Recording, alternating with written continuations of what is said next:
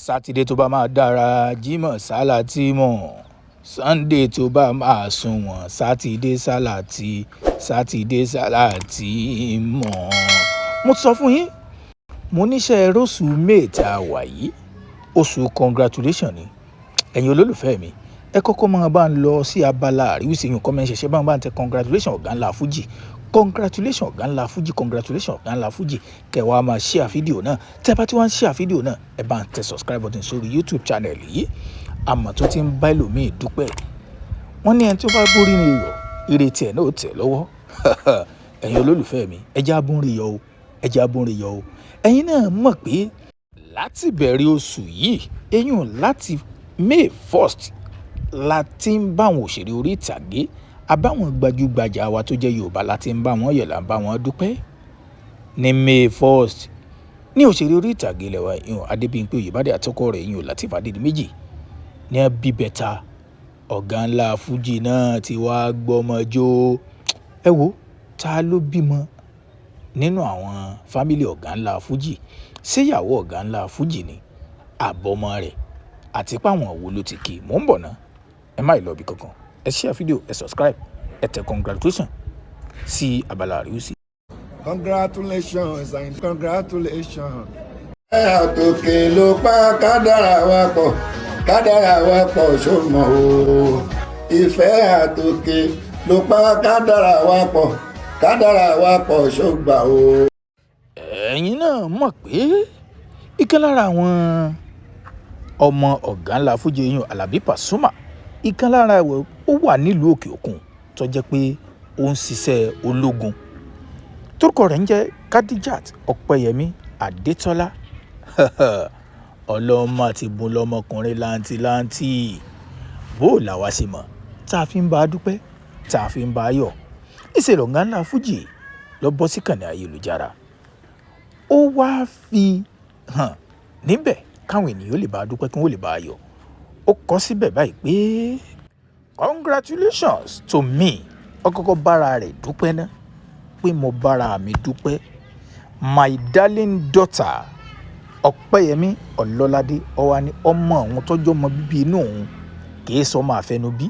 ọmọ tó bínú rẹ̀ gangan a proud American Navy ẹ rí i pé ọyànnà náà pé ọmọ àwọn tó ń sọ yìí tó wà nílùú Amẹ́ríkà tó jẹ́ pé ó ń ṣiṣẹ́ nílé iṣẹ́ ológun alẹ́ Amẹ́ríkà tó jẹ́ Navy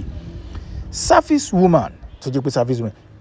gave birth to a baby boy yesterday in America a jẹ́ pé ìlú Amẹ́ríkà ló ti bímọ làǹtìlanti ọmọkùnrin ni o ọmọkùnrin ni ẹ máa bá ń tẹ congratulation kẹ́ ẹ máa share fídíò yìí o sí àwọn ènìyàn kí wọ́n máa bọ́ ọ̀gá ńlá fújì yìí Alábí Pasuma kí wọ́n máa bá ń bá a dúpẹ́ kí wọ́n máa bá yọ̀. Another soldier joins my family tí jẹ́ pé ọmọ tẹ́yà bá bí ẹ̀yà ni ìjọ tí túmọ̀ sí pé ọmọ tí sọ́jà bá bí ńkọ́ sọ́jà náà ni yóò dì ó wá sọ pé alhamdulillah olóhùn dúpẹ́ fọlọ́hùn tó ṣe léyìí oore ńlá yìí fún family òun so proud of you ó wá ń kí ọmọ rẹ̀ ó nínú mi dùn láti lè jẹ́ pé èmi ni mo bí ọ ni mo jẹ́ bàbá rẹ̀ my daughter. ilé ní Alábí Pasuma yìí ọ̀gá ńlá fújì ló kọ síkànnì ayélujára ló fi kí àwọn ènìyàn tí wọ́n bá a dúpẹ́ wọ́n ń bá a yọ̀ ẹ já wò nínú àwọn òṣèré orí ìtàgé tàbáwọn gbajúgbajà wa tó jẹ́ Yorùbá tó lọ sábàlá àrísùn comment section tó bá ọ̀gá ńlá fújì tó bá a yọ̀ tó bá a dúpẹ́. Bímbọ́ Ọ̀ṣìn èyàn màmá dáadáa wọ́n lọ sí abala àrísí wọ́n ní congratulations my brother wọ́n ní mo bá yín dúpẹ́ èyàn bọ̀ọ̀dá mi dáadáa. Fathia William ìyún màmá dáadáa màmá àlùbáríkà àwọn náà kọ síbẹ̀ wọ́n ní congratulations wọ́n bá ọ̀gá ńlá fújì wọ́n bá wọn dúpẹ́ wọ́n bá wọn yọ̀. Official Kúnlé Adégbìtẹ́ òun náà dá sí ó ní Ọpẹ́yẹmí congratulations to you okay dáadáa. Authentic Múyìwá eyín Múyìwá orí òun náà má bá ọ̀gá ńlá fújì ó bá dúpẹ́ ó bá yọ̀ kí lòun sọ ó ní congratulations dear brother ó ní bọ̀dá mi mo kí yín ẹ kú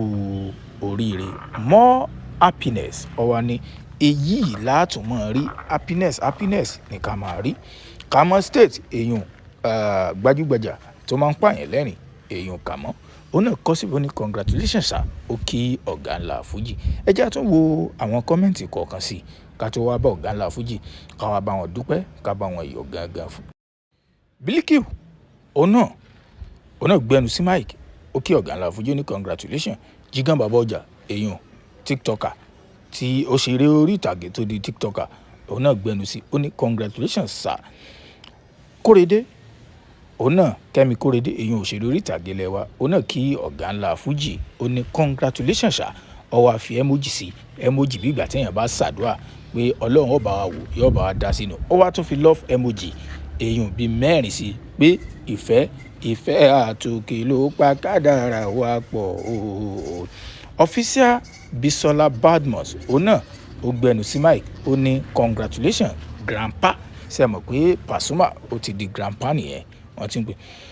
real Yẹmi Sóládé bàbá dáadáa bàbá náà dá sí bàbá ní huge congratulations to you. ẹ já tún wo bíi kọ́mẹ̀ntì bíi mélòó kan ká tó wá máa lọ. Adẹ́rìn pòṣónú nílùú Ìbàdàn èèyàn Trinity ẹ̀yìn ìbẹ́ta ẹ̀yìn náà ti mọ̀ náà tí wọ́n ń sunkún òun náà má dá sí ó ní congratulations ọ̀gá ńlá fújì. Òun náà tún wá gbé ọwọ́ méjì fèèyàn kan ó gbé emoji yẹn ó ní mo gbé fún yín tán bàbá. Ọlọ́fin àwọn náà dá sí ó ní congratulations ọ̀gá ńlá. Màmá dáadáa èèyàn ṣàjẹ́ tí ọlọ́gà màmá náà wọ́n kí ọ̀gá ńlá fújì wọ́n ní congratulations latest grandpa. Latest grandpa. Ẹ má gbàgbé ẹ máa tẹ congratulations yìí sí kànnì ayélujára comment section kẹ́sì máa share fídíò congratulations grandpa. Àwọn èèyàn ti ń kí wí grandpa. Bíọ́lá Adékúnlé òun náà dá sí ó ní congratulations àti bẹ́ẹ̀ lọ àwọn ènìyàn tó dá sí tí wọ́n kí wọn tí wọ́n pọ̀. Mo dẹ̀ sọ mo ní ẹni bá bónire yọ dandan ni ìrètí ẹ̀ náà yóò tẹ̀ lọ́wọ́. Ọlọ́run yìí jẹ èèyàn ó gbé ṣùgbọ́n tó bá jẹ́ tó ń ṣe àgbẹnukú pé bóyá oore dé sẹ́nìkan tí wọ́n wò pé òun ò ní bá yọ kì í ṣe ẹni tó dáa. Ẹ má gbàgbé ẹ share fídíò yìí káwọn ènìyàn bá ọ̀gá ńlá fújì káwọn ènìyàn bá yọ. Àwọn ènìyàn tí ń bá ọ̀gá ńlá fújì wọ́n ti ń bá yọ. Ó ṣeé ṣe kí ọ̀gá ńlá fújì kí bàbá kan ó gbéra ó dìlú Amẹ́ríkà láti lọ bá ọmọ yọ ọmọ dúpẹ́. Iṣẹ́ rí ní oṣù May tá a wà yìí ó ti fi yé wa pé mo sọ mo ní sátidé tó máa dára Jímọ̀ sálà tí mọ̀ kò sí ní congratulations la máa rí lórí péjì wa yìí. Ẹ má gbàgbé ẹ share fídíò yìí o ẹ subscribe sórí YouTube channel kí ẹ wá tẹ notification bell ilẹ̀ torí pé oṣù tá a wà yìí oṣù ká máa kọ congratulations lọ ni ẹ máa kọ sí comment section lọ congratulations káwọn èèyàn mọ̀ pé oṣù tá a wà yìí kò ṣeré rárá àní rí ìbànújẹ́ ẹbí wa ará wa gbogbo wa náà ìbànújẹ́ kò ní tọ́ sí wa nínú oṣù May tá a wà yìí nǹkan congratulations náà làwa náà máa rí a tún máa rí iná.